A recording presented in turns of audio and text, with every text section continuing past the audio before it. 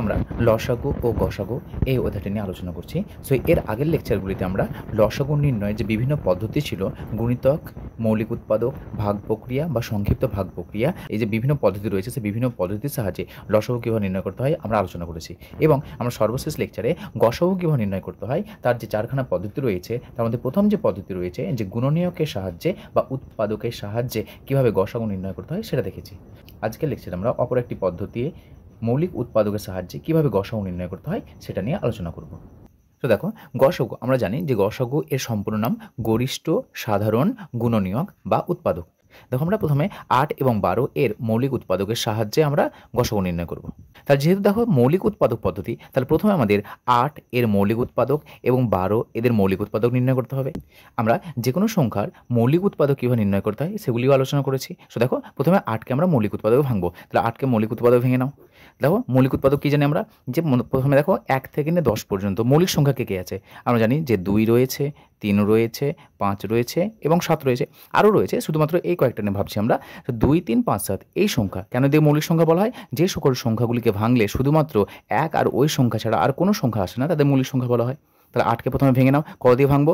2, 3, 5, 7-এর মধ্যে। দেখো মৌলিক সংখ্যা 2 রয়েছে, 2 দিয়ে ভাঙো। যে 3 দিয়ে যাচ্ছে না, 5 দিয়ে যাচ্ছে না, তো প্রথম মৌলিক সংখ্যা 2, 2 দিয়ে ভাঙলে কত আসছে আমাদের? 4 দুগুণ 8। মানে এই 8কে 2 দিয়ে ভাগ করলে যেটা পাবো সেটা এখানে লিখবো। আবার দেখো 2 দিয়ে যাচ্ছে, এখানে লিখবো 2 দুগুণ 4। আবার 2 দিয়ে দাও, 2 একে 2। তাহলে এই যে সংখ্যাগুলি পেয়েছে এগুলো হচ্ছে আমাদের মৌলিক সংখ্যা। তাহলে 8 এর মৌলিক সংখ্যা কী পাচ্ছি আমরা? 2 গণিত 2 গণিত 2। অনুরূপভাবে 12কে ভাঙো। 12কে ভাঙলে কত পাবো আমরা? 2 দিয়ে ভাঙলে আসছে আমাদের 6 দুগুণ 12। আবার 2 দিয়ে দাও, 3 দুগুণ 6। আবার 3 দিয়ে দাও, 3 একে 3।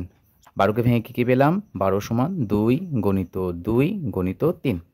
তাহলে এটা হলো আমাদের 8 এর মৌলিক উৎপাদক এবং এটা হলো আমাদের 12 এর মৌলিক উৎপাদক। এবার আমরা 8 এবং 12 এর গসাগু নির্ণয় করব। যেহেতু মৌলিক উৎপাদক করে নিয়েছি, তো দেখো এখানে আমাদের কী লেখা আছে? যে গরিষ্ঠ সাধারণ গুণনীয়ক। সাধারণ কথার অর্থ হচ্ছে যে দুটো সংখ্যা বা 2 এর অধিক যে সংখ্যাগুলির গসাগু নির্ণয় করব তাদের যেগুলো কমন রয়েছে। তাহলে দেখো 8 এর মৌলিক উৎপাদক এবং 12 এর মৌলিক উৎপাদকের মধ্যে কে কে কমন রয়েছে বলো তো? দেখো এখানে রয়েছে 2, এখানেও রয়েছে 2, গোল করলাম।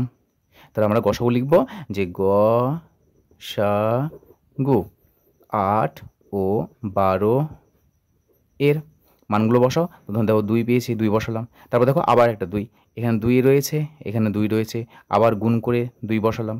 দেখো এখানে 2 আছে কিন্তু এখানে আর 2 নেই, এখানে 3 আছে এখানে কিন্তু আর 3 নেই। সুতরাং এই দুটো সংখ্যার মধ্যে আর কোনো কমন বা সাধারণ কেউ নেই। সুতরাং যেটা পেয়েছি গুণ করে দাও 4। তাহলে 8 এবং 12 এর গসাগু কত পেলাম? 4। পরবর্তী দেখো 22 এবং 55 এই দুটো গসাগু নির্ণয় করবো। তাহলে 22কে ভেঙে নাও। এবার আমরা মৌলিক উৎপাদকটা অন্যভাবে ভাঙছি। যে ধরো নাও কত আসবে আমাদের? 1 আসবে, তারপর 22 আসবে। 22কে ভাঙো। 22কে ভাঙলে কত আসবে আমাদের? 2 11। দেখো আর আমরা কোনো সংখ্যা দিয়ে ভাঙতে পারছি না। তাহলে কী কী পাচ্ছি আমরা? 1 পাচ্ছি, 2 পাচ্ছি, 11 পাচ্ছি। তারপর শুধুমাত্র 22 এর মৌলিক উৎপাদক কাকে পাচ্ছি? 2 এবং 11। সো 2 × 11। আবার 55কে ভাঙো। সো 55কে ভাঙলে কত পাচ্ছি আমরা? 55 ভাঙলে দেখো আসছে আমাদের প্রথমে 1, তারপর আসছে আমাদের 55। 55কে ভাঙো। 5 গণিত 11, 5 × 55। তাহলে এখানে 1 পাচ্ছি উৎপাদক, 5 পাচ্ছি, 11 পাচ্ছি, 55 পাচ্ছি। তাহলে এখানে শুধুমাত্র মৌলিক উৎপাদক কে? 5 আর 11। 11 মৌলিক সংখ্যা, 5ও মৌলিক সংখ্যা।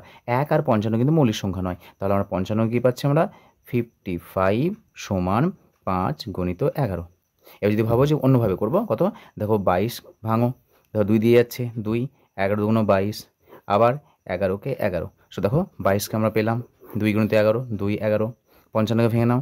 55, 2 দিয়ে যাচ্ছে না, একদম কত দিয়ে যাচ্ছে? 5 দিয়ে যাচ্ছে। তাহলে 5, 11, 55, আবার 11 দিয়ে দাও। তাহলে 11কে 11। দেখো 5 আর 11 ওটাই পেয়েছি।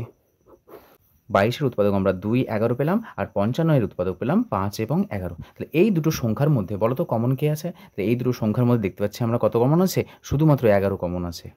তা শুধু যদি 11 কমন আছে তাহলে 22 ও 55 এর গসাগু সমান কত লিখব? 11।